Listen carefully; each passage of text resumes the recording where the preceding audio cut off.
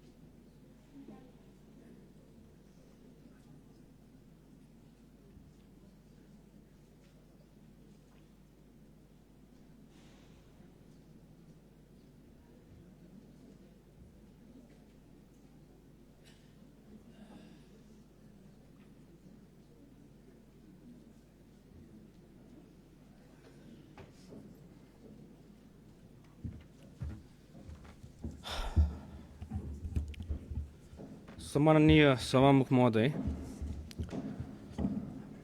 आज म यहाँ बोल्न आएको। म धेरै साथीभाइहरू देखेँ, मानिसज्यूहरू उठेर घाँटी सुक्ने गरी चिचाइराख्नु भएको थियो, देखेँ मैले। र यो भन्दै गर्दाखेरि चाहिँ हामी गृह मन्त्रालयमा बसेर के गर्ने होला, कसरी गर्ने होला, अब कसरी उहाँहरूलाई सान्त्वना दिने होला, के गर्ने, कसरी मिलाउने होला भनेर सोच्ने हामीले हाम्रो टिम बनाएर हामी कुरा छलफल गरिरहेका थियौँ। म यो सम्मानित सदनलाई सभामुख मार्फत सोध्न चाहन्छु, कतिजना हुनुहुन्थ्यो हिजो त्यो हस्पिटलमा तपाईँहरू? जतिजनालाई घाँटी चिचार गराउनु भइरहेछ यहाँ। घाँटी चिच्याएर कराएर हुँदैन यहाँ सदनमा मात्र। म जनताको सेवा गर्छु भनेर मुखले बोलेर हुँदैन, त्यो मुखले बोलेको 50औं वर्ष भइसक्यो। हामीले हातले गर्नुपर्छ, ठाउँमा गएर गर्नुपर्छ। आफ्नो जनताको सेवा ठाउँमा गएर गर्नुपर्छ, उहाँहरूको पीडाको ठाउँमा बुझेर गर्नुपर्छ। त्यसलाई तपाईँहरू स्टन्टबाजी भनेर भन्नुहुन्छ।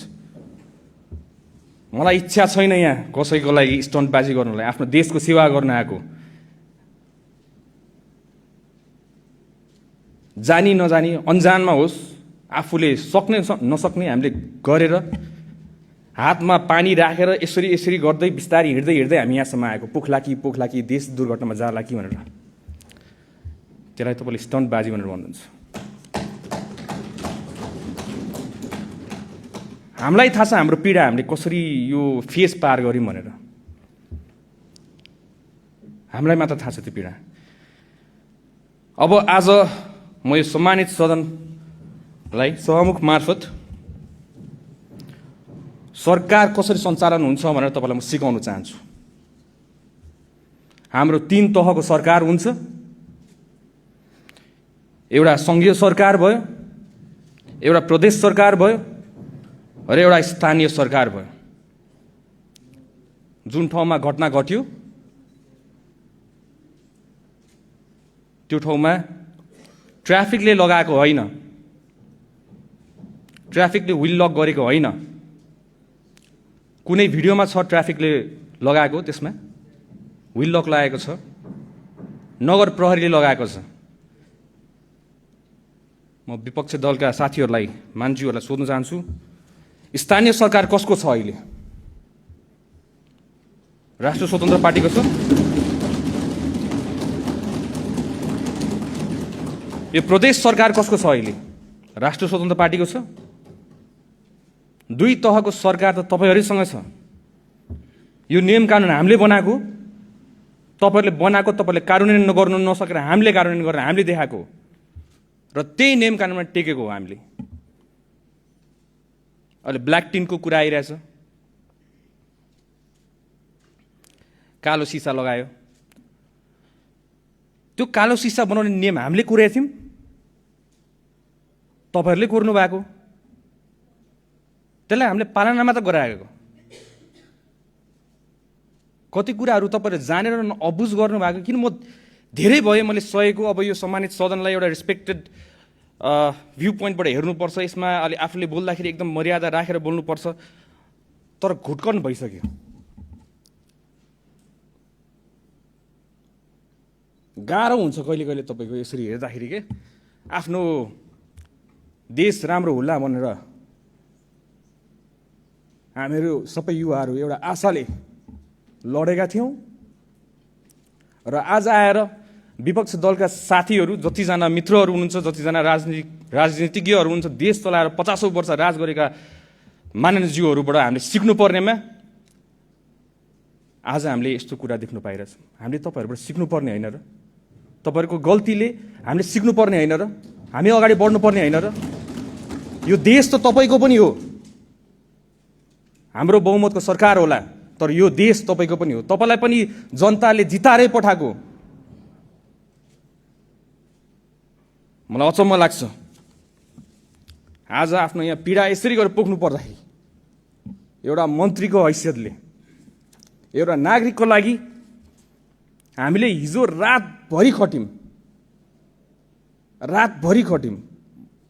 म यतिकै यो आँसु झरे, किनभने आफूले अथाक प्रयास गर्दा गर्दा पनि नहुँदाखेरि त्यो चित्तै नबुझ्ने रहेछ। देशको कुन चाहिँ संयन्त्र चलायो?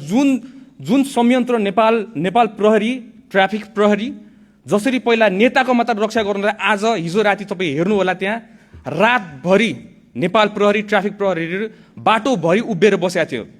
उहाँहरू VVIP सेक्युरिटी दिएर कसको लागि? गणेश नेपालीको सेफ ट्रान्सफर एयरपोर्टको लागि। रातभरि सुतेका छैनन् उहाँहरू पनि आफ्नो नागरिकको रक्षा गर्नको लागि। हामी पनि त्यहाँ गयौँ। त्यहाँ गएर सबै कुरा व्यवस्था गर्नको लागि सबै स्पेशलिस्टहरू बोलायौँ, सबैजना राख्यौँ। पैसाको तपाईँ टेन्सन नलिनु, सरकारले जति खर्च गर्नुपर्छ खर्च गर्छ, आफ्नो नागरिकलाई बचाउनको लागि गर्छ। किन नगर्ने? पहिला त्यही VIPलाई मात्र सेक्युरिटी दिन्छ भने आज नागरिकलाई सेक्युरिटी दिनको लागि हरेक बाटोको कुना काप्चामा बसेको थियो।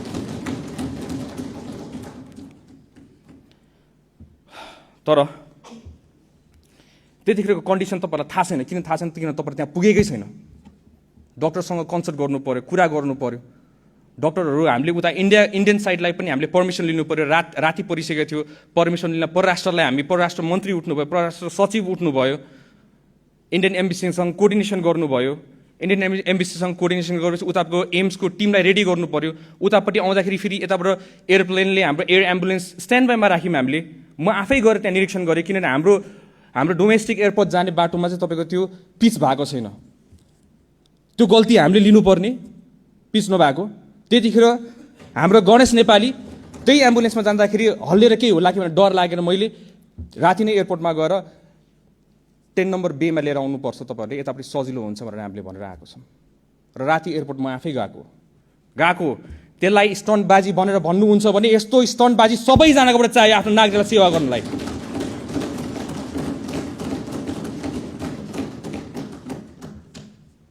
र पत्रकार मित्रहरूलाई पनि तपाईँले सोध्नु होला, जतिजना मान्छेले त्यसलाई स्टन्टबाजी भन्नुभयो, क्यामेरा लिएर हिँड्छ भनेर। क्यामेरासँग भाग्ने मान्छेहरू हामीहरू। क्यामेरा आएर बोलेको तपाईँले हतपत्त हामीलाई देख्नु हुँदैन। हामी फिल्डमा उत्रेर काम गर्ने मान्छेहरू। हामीलाई त्यति राम्रोसित बोल्नु आउँदैन होला, तर राम्रोसित काम चाहिँ गर्नु आउँछ, आफ्नो देशलाई जोगाउनु आउँछ। चाहे तपाईँ नै होस्, तपाईँको जिम्मेवारी पनि हाम्रै टाउकोमा छ। हामीले नै त्यो जिम्मेवारी निर्वाह गरेर हामी तपाईँको सुरक्षाको लागि हामी खटिरहेका छौँ। हामीले कहिले पनि भनेका छैनौँ कुनै दल कुनै पार्टी भनेर हामीले छुट्याएको छैनौँ यहाँ। तर पहिला के हुन्थ्यो, हामी पहिला बस्दाखेरि एउटा नागरिक भएर हेर्दाखेरि के हुन्थ्यो, यताबाट एकजना उफ्रिनुहुन्थ्यो, उताबाट अर्कोजना उफ्रिनुहुन्थ्यो, दिनभरि त्यो ड्रामा हुन्थ्यो हाम्रोबाट यहाँ। तर अब हामी नसुध्रेर कहिले सुध्रिने? त्यही भएर हामीले हिजो अथाक प्रयास गरेको, प्लेन 3 एयरलाइन्स रेडी गरेको, पर्मिसनहरू लिनुपर्छ लिएकै हो। तर डक्टर्सहरूले स्टेबल राख्नु पर्यो, पेसेन्टलाई स्टेबली ट्रान्सफर गर्नु पर्यो। अब उहाँको ब्लड प्रेसरै लो भइसकेको थियो।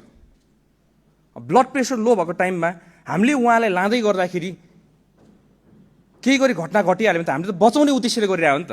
डक्टर्सहरूको रेकमेन्डेसन त बुझ्नु पर्यो। अब यहाँ आएर सबैजना एक्सपर्ट भइसकेका छन्, सबैजना डक्टर्स भइसकेका छन्। त्यहाँ डक्टर्स एक्सपर्ट्सहरू, नेपालको विज्ञ डक्टर्सहरू सबै हामीले राखेको थियौँ त्यतिखेर। कुनै हालतमा बचाउनु पर्यो हामीले भनेर भने त। तर त्यही पनि त्यो जिम्मेवारी कसको थियो? स्थानीय तह। त स्थानीय तहको सरकार कसको छ अहिले नेपाल अहिले काठमाडौँमा? तपाईँहरू आफै भन्नुहोस्, स्थानीय सरकार कसको? विल लक लागेको कसले? हामीले भनिराख्नु पर्ने, अनि त्यो दोष पनि हामीले भोग्नुपर्ने। हामीले आफ्नो जिम्मेवारी निभाउँछौँ, जोसुकैले गरेको होस्। आफूले अघि बढ्नुपर्छ, त्यसमा दोष लाउनु हामीलाई छैन। आफूले गर्नुपर्ने कर्तव्य, राज्यले गर्नुपर्ने कर्तव्य त यही त हो त। आफ्नो नागरिकलाई जसरी हामी बचाउनु पर्ने गर्छौँ। 3 रात सुत्नु नपरोस्, 4 रात सुत्नु नपरोस्, हामी सुत्दिनौँ। आफ्नो नागरिकलाई बचाउँछौँ, हामी प्रयास गरेकै हो मान्छेहरू। र अहिले आउँदाखेरि आफ्नै साथीभाइहरू मान्छेहरू जो अगाडि एउटा बोल्नुहुन्छ पछाडि अर्कै बोल्नुहुन्छ, चित्त बुझ्दैन रहेछ यो। अगाडि जसरी बोल्नु भएको छ त्यसरी नै पछाडि बोल्नु पर्यो। अगाडि आउनुहुन्छ मान्छेहरूले एकदम ल भन्दै घुलमिल गरेर बोल्नुहुन्छ, पछाडि गरेर के गरेर बोल्नु भएको थियो? सदनमा जे बोल्नुहुन्छ त्यसै गरी हामीलाई बाहिर पनि ट्रिट गर्नु न, अनि पो हामीलाई थाहा हुन्छ त। यो हामीलाई मन पर्दैन यो पर्दा पछाडिको खेल। त्यही भएर यसको लागि हामीले एउटा छानबिन समिति पनि एउटा गठन गरेका छौँ। डिआइजी हाम्रो गोविन्द थपलियाको संयोजकतामा 5 सदस्यको छानबिन समिति हामीले गठन गरेका छौँ। 3 जना अहिले हामीले छानबिनको लागि, सोधपुछका लागि नियन्त्रणमा लिएका छौँ। महानगरपालिकाको प्रहरीहरू, उहाँहरूलाई पनि नियन्त्रणमा लिएको छौँ। अनि यसमा हामी निष्पक्ष हिसाबमा हामी छानबिन पनि गर्छौँ। र बुझ्नुपर्ने कुरा एउटा कुरा, हामी गृह मन्त्रालय हामी एन्फोर्स गर्ने हो। ट्राफिकको फाइन कुनै लाउँछ भने ट्राफिकले फाइन त उहाँहरूले कोर्ने होइन नि त। भौतिक तथा यातायात मन्त्रालयको विभाग छ, त्यहाँबाट नियम कानुन बनाएर हाम्रो सदनबाट पास भएर बल्ल त्यो विधेयक हो। तपाईँहरूलाई सिकाउनु पर्ने मैले, जो भर्खरै राजनीतिमा आएको छ, त्यो विधेयक हो भनेर।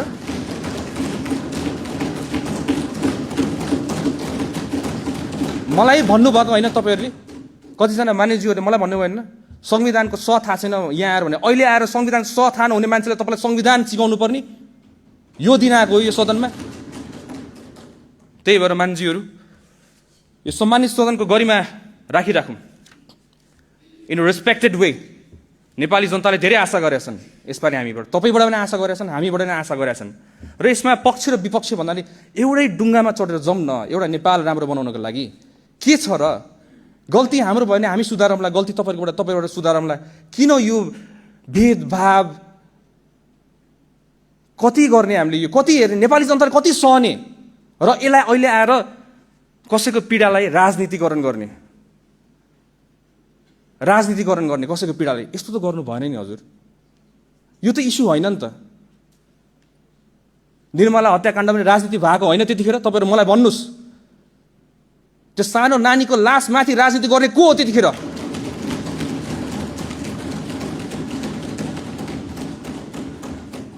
त्यही भएर यसमा हामीले गर्नुपर्ने हाम्रो आफ्नो दायित्व, नेपाल सरकारको तर्फबाट दायित्व, हामीले 1 इन्च पनि हामी छोड्दिनौँ। हाम्रो आफ्नो कर्तव्य पुरै गर्छौँ। र नचाहँदै पनि आफ्नो अथक प्रयासपछि पनि आज हाम्रो गणेश नेपाली भाइले आज हामी माझ हुनुहुन्न। म बुझ्छु यो कुरा, तपाईँहरूको प्रश्नहरू म बुझ्छु, तपाईँहरूको धेरै क्वेसन्सहरू छ। तर हामी त्यहाँ हुँदै गर्दा हामीले आफ्नो बेस्ट दिएको, विश्वास गर्नुहोस्। मलाई ढाँट्नु आउँदैन, म पहिलादेखि भन्छु मलाई ढाँट्नु आउँदैन, मलाई ढाँट्नु मन लाग्दैन। र अहिले यस्तो गरिमामय सदनलाई मैले ढाँट्दाखेरि मलाई पाप लाग्छ। म सारा नेपाली जनतालाई ढाँटिरहेको हुन्छु, म यसो ढाँट्नु मलाई मन लाग्दैन। जे हो यही हो रे यथार्थ। तपाईँले मिडियाकर्मी साथीहरूलाई सोध्नु होला, कहिले मैले बोलाएको छु मिडियाकर्मी साथीलाई मलाई आएर घेरेर बस्छ भनेर? कहिले भनेको छु मैले? उहाँहरूले आफ्नो कर्तव्य निर्वाह गर्नलाई धेरैवटा प्रश्न गर्नुहुन्छ, त्यही पनि मैले प्रश्न उत्तर नदिकन आफ्नो काममा सुरु हिँड्छु। कति कुरा मैले चिप्लेर बोली, किन सदनमा हेर्दै गर्नुहोस् न, म यहाँ उभिनेपछि सबैजना कसरी हेर्नुहुन्छ? अब सुदन गुरुङले गृहमन्त्रीले केही चिप्ल्याउँछ र त्यसलाई भाइरल बनाउँला भनेर बसिरहेको हुन्छ, त्यो हो तरिका। तर त्यही पनि कतिजना मानिसज्यूहरू विपक्षी मानिसज्यू भए पनि मलाई माया गर्नुहुन्छ, मैले देखाएको छु। हाम्रै मानिसज्यूहरू धेरै माया गर्नुहुन्छ, कति गलत गर्ला कि हामीले सच्चाइ दिनुपर्छ म सम्झाइ पनि राख्नुहुन्छ, त्यसमा म एकदमै आभारी छु। I'm very happy, I'm more than happy. म एउटा जेनेरेसनलाई रिप्रेजेन्ट गर्छु, एउटा युथलाई रिप्रेजेन्ट गर्छु, एउटा नयाँ पुस्तालाई रिप्रेजेन्ट गरेर हामीहरू आइरहेको छौँ। र त्यो पुस्ताको इज्जत धान्ने कर्तव्य मेरो, र म त्यो पुस्ताको इज्जत फाल्न नदिनको लागि म हर कदम प्रयास गर्छु। तपाईँहरूको नि इज्जत नफाल्नको लागि विदेशमा गएर म तपाईँहरूको इज्जत पनि धान्नलाई म हर कदम प्रयास गर्छु। चाहे तपाईँ काङ्ग्रेस होस्, चाहे तपाईँ एमाले होस्, तपाईँ माओवादी होस्, हामीलाई त्यस्तो सरकार छन्। तपाईँ एउटा नेपाली हो मेरो लागि, तपाईँ मेरो दाजु हो, मेरो भाइ हो, सारा संसारमा सारा ठाउँमा मैले भनिसकेको छु यो कुरा। त्यही भएर कतिपय प्रश्नहरू गर्दै गर्दाखेरि हेलिकप्टरको विषय उठाउनु भयो। समय महोदय, मलाई अलिकति समय दिनु होला है, धेरै कुरा मलाई भन्नु मन लागिरहेछ आज। यो हेलीको विषयमा अब धेरैजना मानिसहरूले उठाउनु भयो। हेली, हाम्रो त्यो हेली पानीमा खोलामा गाडी छिरो, हेली किन गएन? We need to work smart. हामी यो जेनेरेसनको मान्छे, हामीसँग ड्रोन छ र हेली तपाईँ आफै, म तपाईँलाई प्र्याक्टिकल्ली आज म भन्छु, त्यो ठाउँमा हेली त्यत्रो माथि उड्दाखेरि मुनिको बगिरहेको देखिन्थ्यो होला। हेली जाँदाखेरि गाडी मुनि छिरिसक्यो, खोलामा गइसकेको। म फर्स्टमा अपडेट डिजास्टरको बारेमा म 10 years एक्सपिरियन्स छ, मैले बुझ्छु के भयो भने तुरन्त आत्तेर फोन गर्छु म। त्यतिखेर बुझ्दै गर्दाखेरि पानीभित्र छिरिसकेको अवस्था थियो र एकजना व्यक्ति त्यहाँ अड्किराख्नु भएको अवस्था, उहाँको लास्ट कन्डिसनमा थियो। हेलीले उद्धार गर्नलाई तपाईँको सर्टन चिजहरू चाहिन्छ त्यसमा, र त्यो मुनि गएर खोज्नु मिल्दैन, त्यसमा ड्रोन चाहिन्छ। ड्रोन भयो भने तपाईँको मुनि गएर हामीले चाहिँ मजासित कहाँ सकेको छ भने खोज्नुपर्छ। सशस्त्र प्रहरी बलको हाम्रो यहाँ के भन्छ कुरिङटारको होल टोली जानु भएको छ त्यहाँ, र त्यहाँ हेली चाहियो। हेली आएर उद्धार हुने होइन, स्मार्ट वेमा गर्नुपर्छ हामीले हेलीको यो। किन त्यो पैसा त हेलीको पैसा त तपाईँको पनि हो। कतिजनाले मलाई फोन गर्नुहुन्छ, यहाँ एकदम अर्जेन्ट भयो हेली उडाउनु पर्यो, एकदम अर्जेन्ट भयो हेली उडाउनु पर्यो। किन? अब सवारी दुर्घटना भएको छ, हामी बुझ्छौँ त्यो संवेदनशील पनि, त्यसको विषय हामी बुझ्छौँ, वी अन्डरस्ट्यान्ड। तर सोच्नुहोस् त, हामीले त्यो पूर्वाधारलाई विकास गर्दै जाने होला नि त हामीले त। अब त यो हेली पनि एउटा के रहेछ, सान रहेछ क्या। मैले हेली उडाउनु सकेँ भन्ने टाइपको एउटा भोटरलाई दिने एउटा त्यो एउटा के भन्नु, एउटा भोटिङ एउटा उयो जस्तो कि, त्यस्तो नगरौँ। राज्यको पैसा हो, त्यसलाई दोहन हुनु नदिउँ।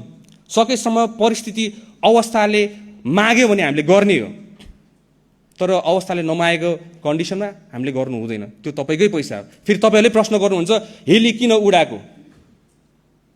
त्यही भएर त्यसलाई पनि सबै मानिसज्यूहरूलाई म हार्दिक अनुरोध गर्न चाहन्छु, यसमा एकदम संवेदनशील हुन। राज्यको पैसा हो, हामीले हाम्रै पैसा भनेर लिनुपर्छ त्यसलाई। अब विषयवस्तु त यति जस्तो लाग्छ मलाई, गृह मन्त्रालयले एन्फोर्स गर्ने हो यो कुरा। म एक्चुअली प्रष्टै पार्न चाहन्छु, ट्राफिकले जरिमाना उहाँले चाहेर कोर्नु हुँदैन, उहाँले चाहेर चिट कोर्नु हुँदैन। त्यो जरिमाना कति हुन्छ के हुन्छ भनेर तपाईँको नियम कानुनमा अलरेडी छ। त्यो नियम कानुन तपाईँहरूकै सरकार, तपाईँहरूकै नेतृत्वले बनाएको कुरा हो। र अहिले त्यो भनेको विधेयक मात्रै हो, पास भइसकेका छैन।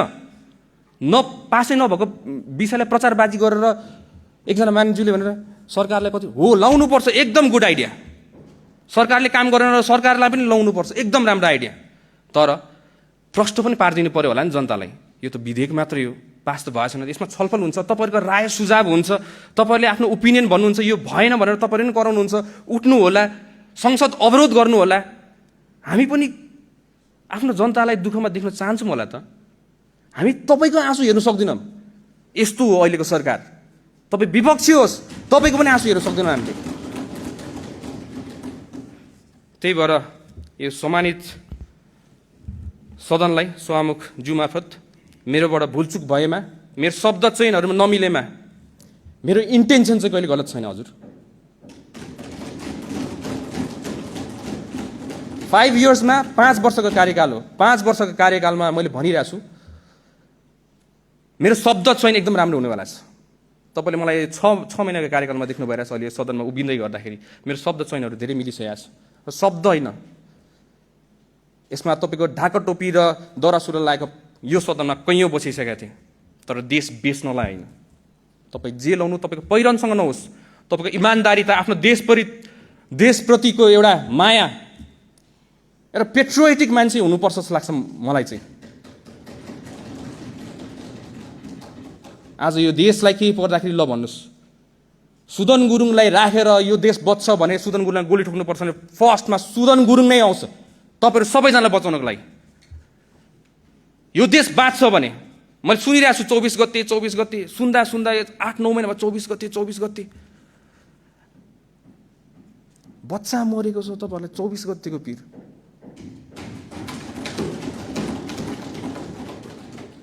कति कुरा नियम अहिले भनिरहेछ, हाम्रो जेनजीको माग कति पुरा भएको छैन। त्यो नियम कानुन अड्काउने कसले बनाएको? हामीले बनाएको। पुरानो नियम कानुनमा टेकेर गरेन फेरि भ्रष्टाचारको मुद्दा लाउने, फेरि त्यही प्रतिपक्षको साथीहरू मानिन्ज्यूहरू होला फेरि भ्रष्टाचार भयो भनेर भन्नु होला, त्यहाँ कसैलाई न्याय दिँदै गर्दाखेरि त्यो पनि विचार गरेर गर्नु पर्ने हामीले त।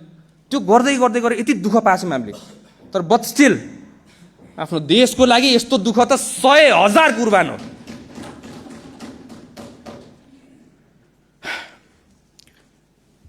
हुन्छ सभामुख महोदय, यो सम्मानित सदनलाई